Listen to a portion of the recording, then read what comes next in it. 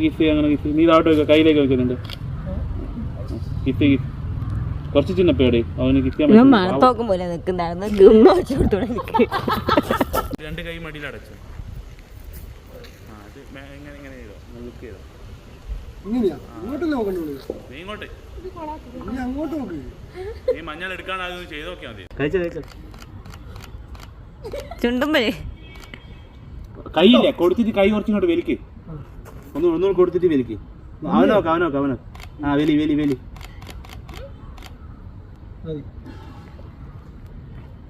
പെട്ടെന്ന് മാറിപ്പോ. എന്റെ ദീനരോധന അറിയില്ല, അതാ എക്സ്പ്രഷൻ. കുറച്ചുകൂടി അങ്ങോട്ട് കയറിയിരിക്കുന്നേ ആനി പോട്ടെ. ആ അതന്നെ, ഇത് ഇങ്ങനെയൊന്നും അല്ലടാ.